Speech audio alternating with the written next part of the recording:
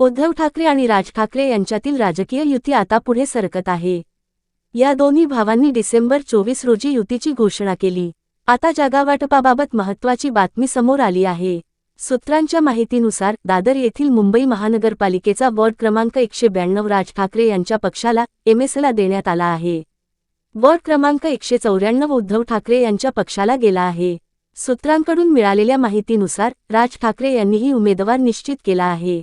ते या जागेसाठी यशवंत किल्लेदार यांना त्यांच्या पक्षाचे उमेदवार म्हणून नामांकित करू शकतात।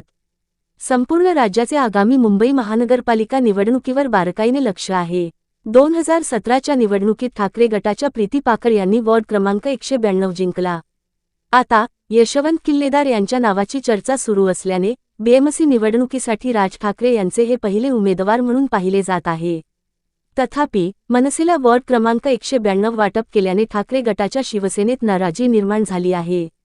मिळालेल्या माहितीनुसार स्थानिक शिवसेना पदाधिकारी आणि कार्यकर्ते वॉर्ड 192 त्यांच्याकडेच ठेवण्याची मागणी घेऊन उद्धव ठाकरे यांची भेट घेणार आहेत।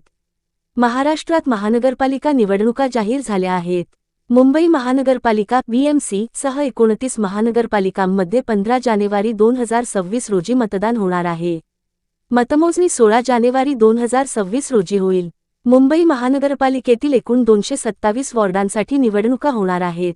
बीएमसीचा कार्यकाळ 7 मार्च 2022 रोजी संपला। शेवटची बीएमसी निवडणूक 2017 मध्ये झाली होती, ज्यामध्ये शिवसेनेच्या किशोरी पेंडेकर महापौर झाल्या होत्या।